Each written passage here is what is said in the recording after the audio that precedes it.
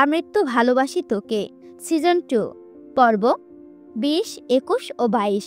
লেখিকা ফারজানা মনি। গল্প পাঠে আমি অরোরা ইসলাম। বিকেলে 4:30 বাজে। খানবাড়ির ড্রয়িং রুমে বাড়ির সবাই বসে আছে। আবির গেটের সামনে বাড়ির গাড়িটি নিয়ে অপেক্ষা করছে।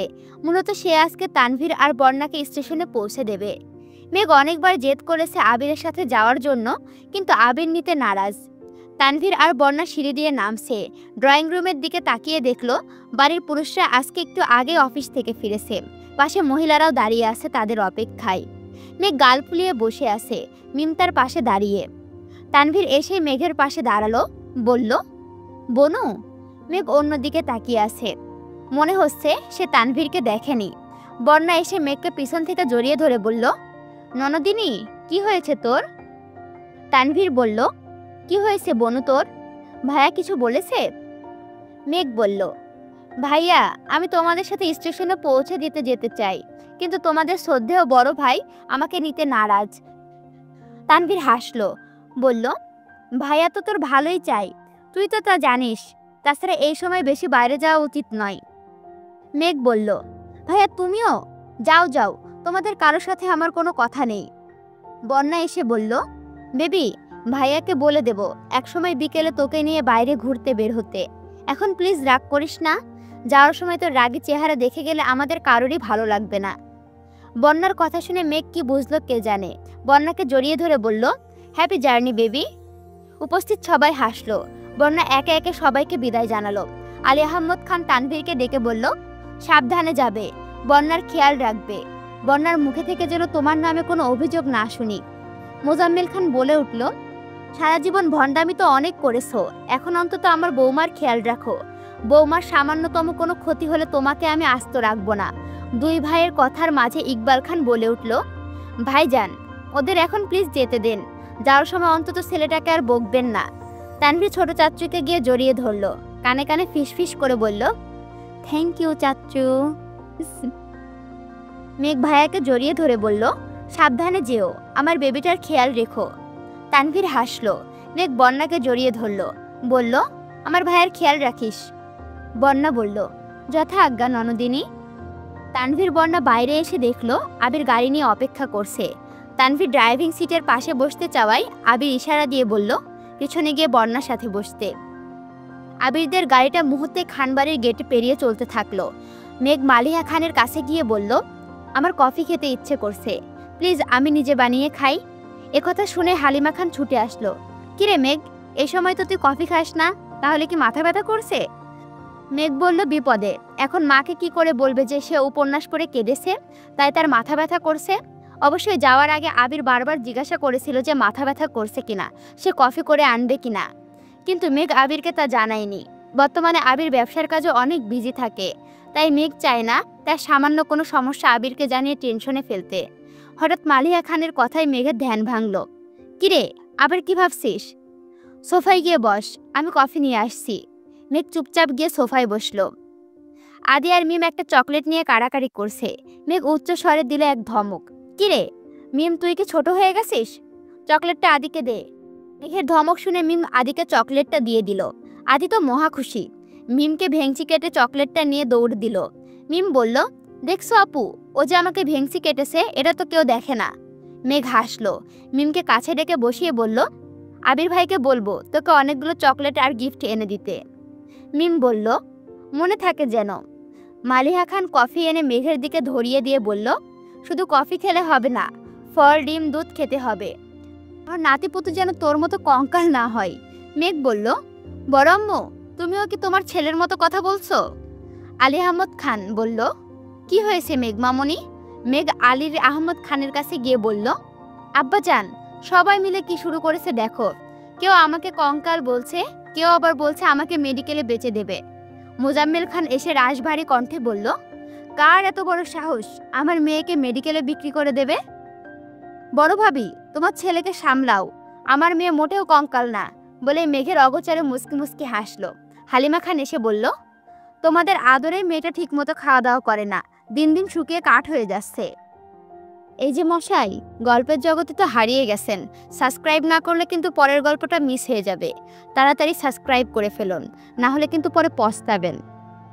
আচ্ছা, গল্পে ফিরে আসা যাক। রাত ৯টা বাজে। আবির বাড়ি ফিরে রুমে ঢুকে দেখলো মেঘ বিছানায় ঘুমিয়ে আছে।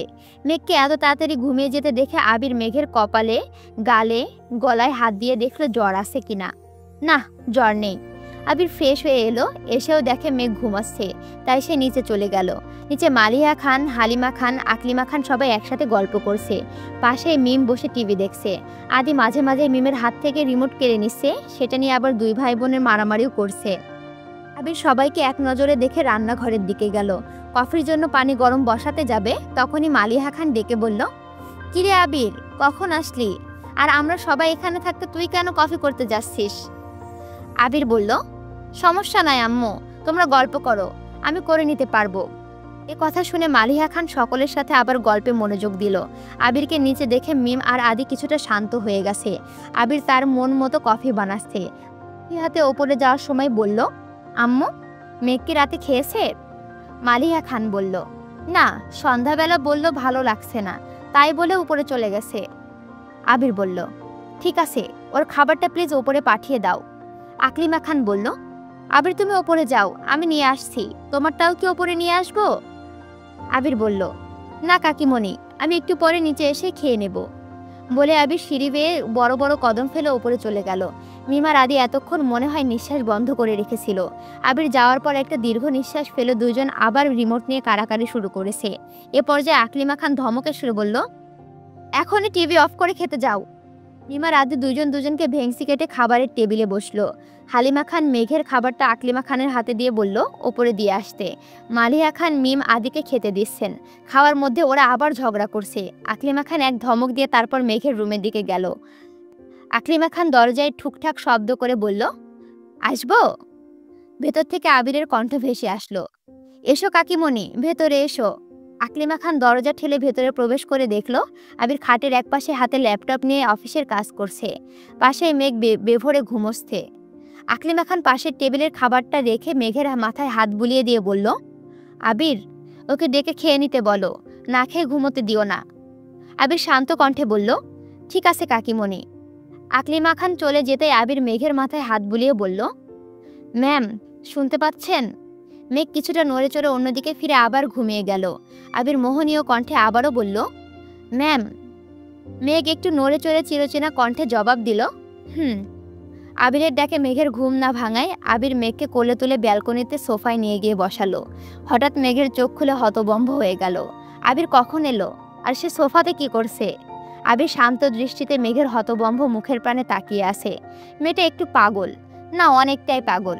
পাগল না হলে কেউ সোফায় কিভাবে আসলো সেটা নিয়ে এখন ভাবতে বসে? আবির হাসলো। হঠাৎ আবিরের হাসির মৃদু শব্দে মেঘের ধ্যানমগ্ন হলো। আবিরের দিকে তাকিয়ে বলল, হাসছেন কেন? আবির বলল, ভাবছি। মেঘ বলল, কি ভাবছেন? আবির বলল, ভাবছি তোমার মতো আরেকটা বউ থাকলে আমার পাবনা যাওয়া কেউ আটকাতে পারবে না। মেঘ চোখ গোল গোল করে আবিরের মুখের পানে তাকিয়ে আছে। কি বলেছে এসব আবির ভাই? তার আরেকটা বউ? এসব ভেবে মেঘের মুখশ্রী কালো আধায় ঢেকে গেল। আবির আবারও হাসলো, বলল, সাধেই আমি তোকে তার কাটা বলি? মেঘ গাল ফুলিয়ে অন্যদিকে তাকিয়ে আছে। আবির খাবার মেখে মুখের সামনে ধরে বলল, অনেক কথা হয়েছে, এবার তো খেয়ে নাও। মেঘ কিছু বলছে না, ব্যালকনির বাইরের দিকে তাকিয়ে আছে। আবির মেঘের চিবুক টেনে তার দিকে ফেরালো। কিন্তু এ কি, এত সামান্য ব্যাপারে মেঘ কান্না করছে। আবির শুনেছে এ সময় নাকি মেয়েদের মুড সুইং হয়, তাই কি মেঘ এমন করছে? আবির মেঘকে কাছে টেনে বুকে জড়িয়ে ধরে বলল, সরি ম্যাম, প্লিজ রাগ কইরেন না। মেঘ আবিরের বুকে মাথা রেখে ফুপিয়ে কেঁদে দিল। একে কিছুটা শান্ত করার পর আবির মেঘকে খাইয়ে দিতে শুরু করলো। আজকাল মেঘ কিছুতেই খেতে চায় না, সব কিছুতে অনীহা দেখায়, তাই ওকে খাওয়ানোর দায়িত্বটা আবিরেরই নিতে হয়। আবিরের এত যত্নের কারণে বাড়ির বাকিরাও একটু নিশ্চিন্তে থাকে। অবশ্য দুদিন আগেও আবির মেঘের অসুস্থতা নিয়ে কিছুই জানতো না। মেঘের অনীহা দেখে আবির খাইয়ে দিত। মেঘকে খাইয়ে দেওয়া শেষে বিছানায় শুইয়ে দিয়ে বলল, এখানে চুপ করে শুয়ে থাকো, আমি নিচে যাচ্ছি। মেঘ আবিরের এক হাত ধরে বলল, প্লিজ তাড়াতাড়ি আসবেন, আমার একা একা ভালো লাগছে না।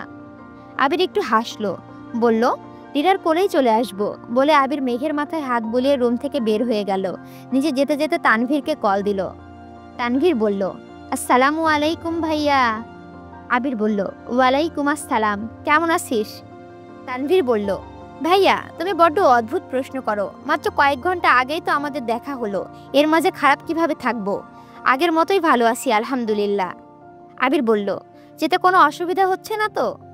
তানভীর বলল, না ভাইয়া, যে কাজে তুমি তোমার ছোঁয়া দিয়েছো সেখানে কোনো অসুবিধা হতেই পারে না ইনশাল্লাহ। আবির বলল, হয়েছে, আর চাপা মারতে হবে না, পৌঁছে কল দিয়ে জানাস আমাকে।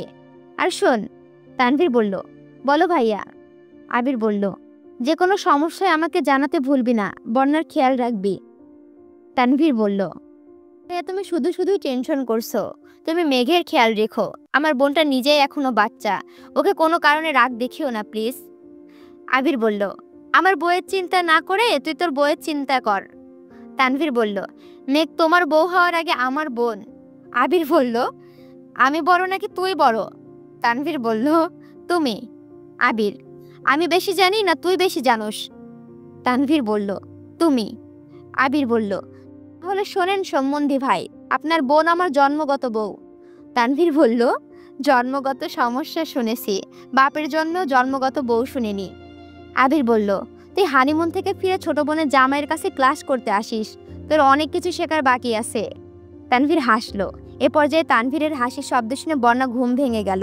বন্যা একটু আগেই ট্রেনের কামরায় ঘুমিয়ে পড়েছিল, হঠাৎ তানভীরের হাসির শব্দ শুনে সে তাড়াহুড়ো করে উঠে বসলো। বলল, কি হয়েছে? বাড়ি থেকে কল দিয়েছে? সব ঠিক আছে তো? বন্যার এমন ঘুম থেকে লাফিয়ে ওঠা এবং অদ্ভুত প্রশ্ন শুনে তানভীর তো অবাক প্রায়। সে ঠান্ডা ও শান্ত কণ্ঠে জিজ্ঞেস করলো, কি হয়েছে? কোনো স্বপ্ন দেখেছো? পানি খাবে? বন্যা একটু অবাক দৃষ্টিতে তাকিয়ে বলল, এত রাতে কে কল দিয়েছে? মেঘ এবং বাড়ির লোক সবাই ঠিক আছে তো? তানভীর মিটমিট করে হাসলো, বলল, সবাই ঠিক আছে, শুধু আমি ঠিক নেই। বন্যা বলল, কেন, কি হয়েছে আপনার? তানভীর একটু ফিসফিসিয়ে বলল, এক মিনিট, ভাইয়া লাইনে আছে। বন্যা জিভে কামড় বসিয়ে বলল, সিসি, আবির ভাই কলে আছে, কে জানে কতটুকু শুনতে পেরেছে। তানভীর বলল, হ্যালো ভাইয়া। আবির বলল, থাক, আমাকে কিছু বলতে হবে না, ছোট বোনের জামাই হয়ে সম্বন্ধীর হানিমুনের কাবাবের হাড্ডি হওয়ার ইচ্ছে আমার নেই, বাই, হ্যাপি জার্নি।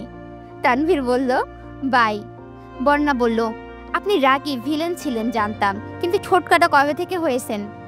তানভীর সহজে স্বীকারোক্তি, তোমাকে ভালোবাসার পর থেকে। বন্যা বলল, ও, আপনাকে নিয়ে আর পারি না, আবির ভাইয়ের সামনে আমাকে লজ্জা না দিলে আপনার চলছিল না, তাই না? তানভীর বলল, কেন, কি এমন বলেছি?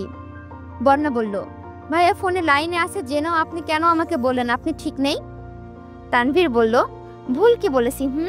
এত সুন্দর রাত, ট্রেনের জানালা দিয়ে সনসন করে বাতাস আসছে ভেতরে, ট্রেনের কামরায় আমি আর আমার নতুন বউ হানিমুনে যাচ্ছি, উফ হাউ রোমান্টিক, ভাবতেই ভালো লাগে, কিন্তু আমার কি কপাল, আমার বউ ঘুমোচ্ছে আর আমি মশা মারছি। বন্যা তানভীরের এমন পাগলামো মাখা কথা শুনে অন্যদিকে তাকে মিটমিট করে হাসছে, মনে মনে ভাবছে, এই মানুষটাকে আমি ছোটবেলা থেকে চিনি, সবসময় দেখছি মেঘার আমাকে শাসন করতে, ধমকাতে আর বকতে, কখনো বুঝতে পারিনি এই রাগী বদমেজাজি মানুষটার ভেতরে একটা ছোট্ট বাচ্চা সুলভ মন আছে। সত্যি আজ মনে হচ্ছে জীবনটা পরিপূর্ণতা পেল। তানভীরের সাথে কথা শেষ করে আবির তাড়াহুড়ো করে খাচ্ছে। হালিমা খান বলল, কিরে আবির, তানভীরের সাথে কথা হয়েছিল? আবির বলল, জি মামুনি, কথা হয়েছে, ওরা ট্রেনে আছে বলেছে, পৌঁছে জানাবে। মালিয়া খান বলল, কিরে, সব কিছুতে এত অল্প অল্প করে খাচ্ছিস? আবির বলল, তোমার বৌমা ঘরে একা আছে। উপস্থিত সবাই একটু মুস্কি মুস্কি হাসলো, তাতে আবিরের কোনো কিছু যায় আসে না। বিয়ের আগে মেঘকে কিছুটা দূরে সরিয়ে রাখলেও বিয়ের পরে মেঘের প্রতি ভালোবাসা আর দায়িত্ব কোনো কিছুতেই কোনো কৃপণতা রাখেনি আবির। তার মতে এই এক আবিরের জীবন এক মেঘেতেই সীমাবদ্ধ।